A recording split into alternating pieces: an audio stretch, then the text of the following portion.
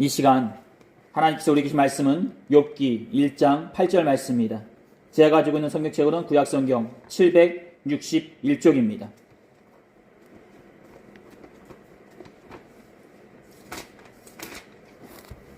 욥기 1장 8절입니다.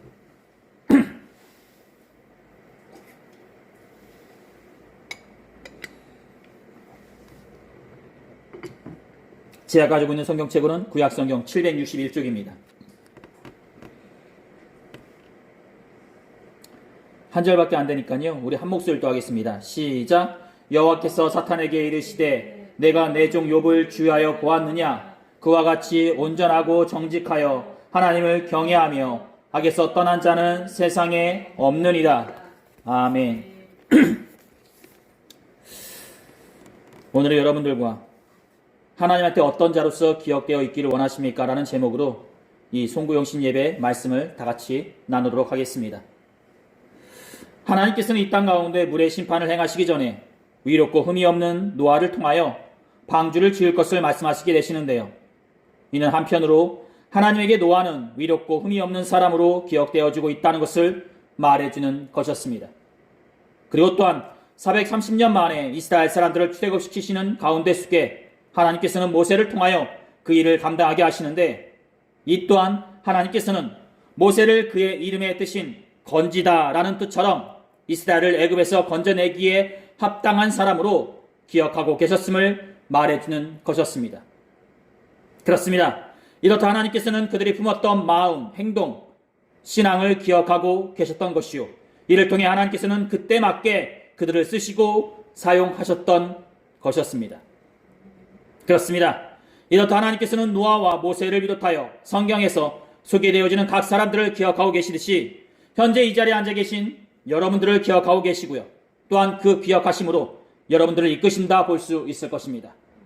이 사실을 여러분들은 믿고 계십니까?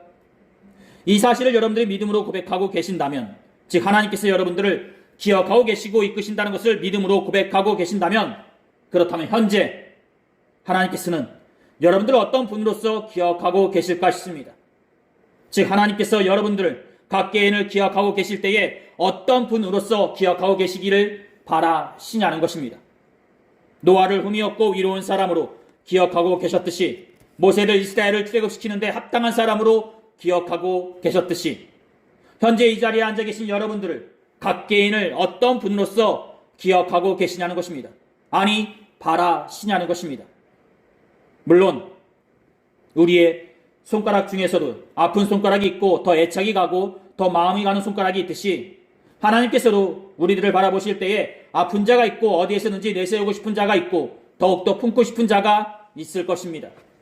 그리고 그것은 목회자인 저도 모르고 여러분들도 모르고 오직 주인이시자 아버지가 되시는 하나님만이 알고 계실 것입니다. 하지만 우리는 한 가지만은 추측해보고 생각해볼 수 있는데요, 2025년 한 해 동안 어떤 신앙과 마음을 가지고 살아왔느냐에 따라서 하나님 또한 우리들을 기억하고 계실 것이라는 것을 추측해 볼 수는 있다라는 것입니다.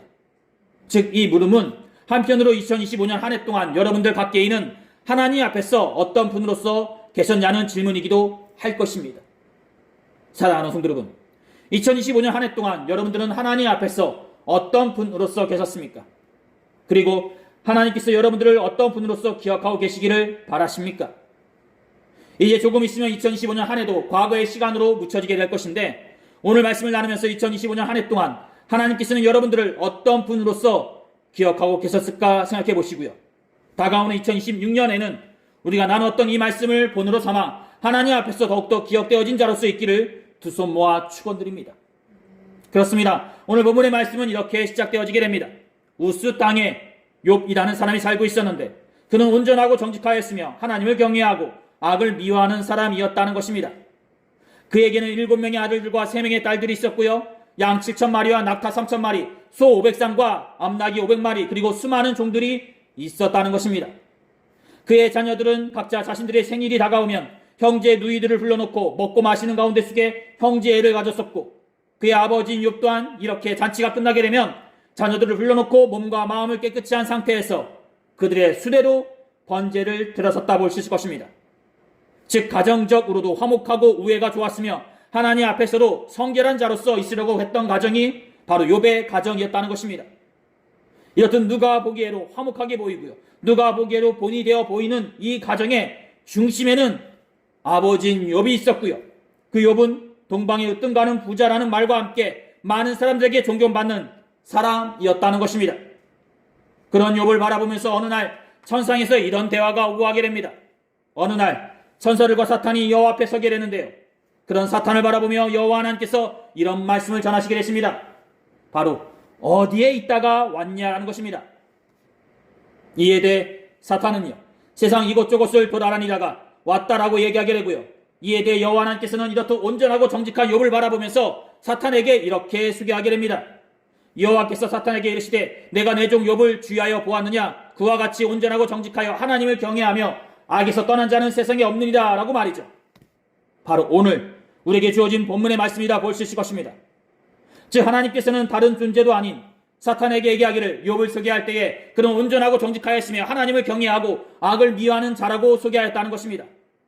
즉 하나님께서 기억하시고 계신 욥의 모습은 온전하고 정직하며 하나님을 경외하고 악을 미워하는 자의 모습이었다는 것입니다. 저는 이 말씀을 나누면서요, 하나님께서 사탄에게 욥을 소개할 때에 과연 어떤 제스처로 욥을 소개하셨을까 생각해 보았습니다. 하나님께서는요, 사탄에게 어디에서 왔느냐라고 물어보시고 바로 이어서 욥을 소개할 때에 내가 내 종 욥을 주의하여 보았느냐라고 말씀하시게 되시는데, 이는 내가 욥을 보고 있는 듯이 너도 욥을 주의하여 보고 있지 않느냐라는 뜻으로 사탄에게 욥을 대놓고 칭찬하는 모습처럼 보여진다라는 것입니다.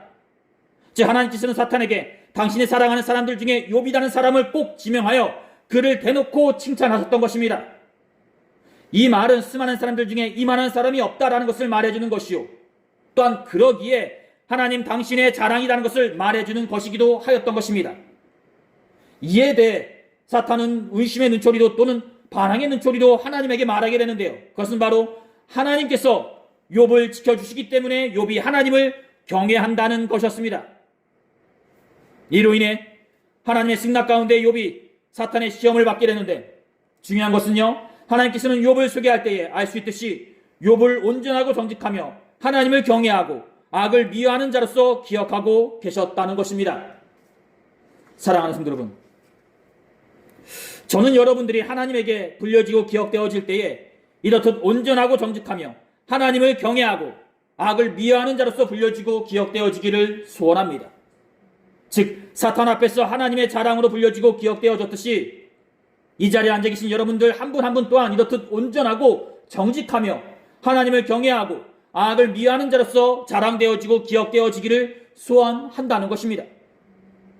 그렇다면 그렇게 하나님께서 자랑하시고 기억하셨던 욥의 온전하고 정직하며 하나님을 경외하고 악을 미워하는 모습은 대체 어떤 모습일까 싶습니다. 먼저 이를 알아보기 전에 우리는 하나님께서 욥을 소개할 때에 내 종이라고 말씀하시는 모습을 보게 되는데, 이는 매우 특정한 사람에게만 제한되어 사용되어지는 호칭으로 하나님께서는 그만큼 욥을 생각하고 계셨음을 말해준다 볼 수 있을 것입니다. 즉 욥의 온전하고 정직하며 하나님을 경외하고 악을 미워하는 모습이 하나님께서 욥을 내 종이라고 부르게 하는 이유가 되었다는 것입니다. 그렇다면 앞서 말씀드린 대로 여기에서 말하고 있는 온전하고는 대체 무엇을 말하고 있나 싶습니다. 온전하고는 완전하다, 순전하다라는 뜻으로 이는 그가 도덕적으로 온전하였음을 말해준다 볼 수 있을 것입니다. 즉 죄가 없을 정도로 깨끗하다는 것이 아니라 그의 인격과 도덕적 자질이 훌륭하였음을 말해준다는 것입니다. 그렇습니다. 사랑하는 성도 여러분, 하나님을 믿는 사람이라면 먼저 그 행동과 모습 가운데 이렇듯 도덕적으로 인격적으로 온전한 모습을 보여줘야 하는데, 이는 바로 성도라면 사람들과의 관계 가운데 그 됨됨이 면에서 본이 되어야 한다는 것을 말해준다 볼 수 있을 것입니다. 즉 우리가 하나님을 정말로 제대로 믿고 있다면 우리의 입술이나 행동 면에서 도덕적으로 인격적으로 완전한 자의 모습을 보여줘야 한다는 것입니다. 우리는 간간히 신앙과 성품적인 것은 별개로 생각하시는 분들이 계신데요, 그것은 절대로 아니라는 것입니다. 즉 하나님의 속성 가운데 하나가 거룩하시고 사랑이시듯이 우리가 그 하나님을 정말로 제대로 믿고 있다면 사람들과의 관계 가운데 속에 그 속성 중에 하나인 거룩하신 모습인 도덕적이고 인격적으로 완전한 모습이 보여주어야 한다는 것입니다. 사랑하는 성도 여러분, 여러분들이 하나님에게서 그리고 사람들에게서 인격과 도덕적인 면에서 온전하라는 말을 듣는 분들이 되시기를 두 손 모아 소원합니다. 여러분들의 입술에서 비난과 욕설과 시기의 말이 나오는 것이 아니라 사람을 살리고 아껴주는 말이 나오기를 바라고요. 여러분들의 행동이 이기적이고 욕심적인 모습이 나오는 것이 아니라 이타적이고 품어주는 모습이 나오기를 바랍니다. 그리고 그런 온전한 모습으로 하나님에게, 사람들에게 기억되어진 분들로서 계시기를 소원합니다. 그리고 또한 하나님께서는 욥을 소개하시고 기억하실 때 정직한 자로서 소개하시고 기억하셨는데요. 여기에서 정직하라는 말은 곧다, 바르다 라는 의미로 욥이 생활하는 가운데 속에 정의를 실천하는 사람이었음을 말해준다 볼 수 있을 것입니다. 즉 욥은 불의 가운데 속에 과감히 얘기하면서 정의를 행하는 자로서 있었다는 것입니다. 사랑하는 성도 여러분, 어떤 세상이든지 간에 그 세상이 황폐해지고 혼란스러워지는 이유는 바로 그 세상 가운데 속에 정의가 사라졌음을 말해준다 볼 수 있을 것입니다. 즉 옳은 소리를 하는 사람이 없다면 그 공동체나 세상은 하루가 다르게 혼란스러워지고 황폐해진다는 것입니다. 정의를 세운다는 것은 기준을 세운다 볼 수 있을 것입니다. 그 기준이 바로 잡혀 있어야 안정과 평안이 오고 그 기준이 바로 잡혀 있어야 소망이 있다 볼 수 있을 것입니다. 그 사실을 잊지 마시고 여러분들 또한 하나님을 믿는 분들로서 하나님의 공의 가운데 정의를 행하시는 복된 성도분이 되시기를 두 손 모아 소원합니다. 그리고 그런 분들로서 기억되어 지시기를 소원합니다. 마지막으로 하나님께서는 욥을 소개하시고 기억하실 때에 하나님을 경외하고 악에서 떠난 자로서 욥을 소개하시고 기억하셨는데요. 이는 하나님과의 관계 가운데 속에 욥이 높은 신앙적 덕성을 가진 자로서 이 땅 가운데 구별된 자로서 있었음을 말해준다 볼 수 있을 것입니다. 즉 그는 사람들과의 관계 가운데 속에서 온전하고 정의로운 자로서 있었듯이 하나님과의 관계인 수직적인 관계에서도 구별되고 높은 신앙을 가진 자로서 있었다는 것입니다. 그렇습니다. 모세가 하나님에게 받은 십계명의 말씀이 하나님과의 관계와 사람과의 관계를 말해주듯이 욥은 그 십계명을 받기 전부터, 즉 욥의 배경이 모세보다 더 전 시대인 아브라함 시대의 사람이라 볼 수 있는데요. 그 시대부터 십계명에 빼달아 할 수 있는 온전하고 정직하며 하나님을 경외하고 악에서 떠난 자로서의 모습을 보여주었다는 것입니다.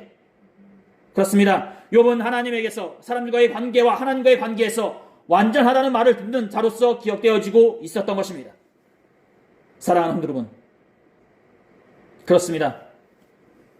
얼마 남지 않은 2025년 어떻게 보내셨습니까? 물론 지금 현재 우리는 사회적으로 개인적으로 여러 가지 혼란과 힘든 가운데 처했지만 그럼에도 불구하고 그 가운데 속에서 여러분들은 하나님 앞에서 그리고 사람들 앞에서 어떤 모습으로서 서 계셨냐는 것입니다. 2025년 한 해 동안 기쁘고 복되고 풍요로운 일들이 넘쳐나기보다는 안타깝고 슬프고 아쉬운 일들만 있었다면 다가오는 2026년도에는 복되고 감사한 일들만 넘쳐나시기를 두 손 모아 축원드립니다. 그리고 또한 다가오는 2026년도에는 오늘 나눴던 말씀처럼 하나님의 자랑으로서 온전하고 정직하며 하나님을 경외하고 악에서 떠난 자로서 소개되어지고 기억되어지시기를 두 손 모아 축원드립니다. 매 순간 하나님이 보고 계신다는 것을 의식하시면서 하나님에게 나는 어떤 자로서 기억되어지고 있을까라는 두려움으로 2026년을 살아가시는 복된 성도분이 되시기를 두 손 모아 축원드립니다. 우리 모두 다 하나님에게 온전하고 정직하며 하나님을 경외하고 악에서 떠난 자로서 기억되어지시기를 두 손 모아 축원드립니다. 오늘 하나님께서 우리에게 주신 말씀은 여기까지입니다. 기도하시겠습니다. 귀하시고 복되신 우리 주 하나님 아버지, 오늘 우리는 욥의 이야기를 통해 그가 하나님에게 어떤 자로서 기억되어지고 있었는지를 나눠보았습니다. 그가 사람들과의 관계에서 온전하고 정의로웠으며 하나님과의 관계에서도 높은 신학적 덕성으로 구별된 자로서 있었듯이 현대를 사는 우리들도 이렇듯 하나님에게 온전하고 정직하며 하나님을 경외하고 악에서 떠난 자로서 있기 위해 노력하는 성도로서 있게 하시고 그러므로 이런 모습으로 하나님에게 기억되어진 자로서 있는 성도들이 되게 하여 주시옵소서. 우리가 2026년에도 이 땅 가운데 더욱더 성숙하고 성장하는 자로서 있게 하시고 그러므로 욥이 받았던 축복과 같은 축복도 받는 성도들이 되게 하여 주시옵소서. 감사합니다. 하나님 아버지, 이렇듯 한 해의 끝을 주님의 전에서 마무리합니다. 힘들고 가슴 아팠던 일, 꼬였던 일들은 다 2025년이라는 과거 속에 묻어두게 하시고 다가오는 2026년도에는 더욱더 번창하고 넘치는 가운데 속에 거하는 주의 성도들이 되게 하여 주시옵소서.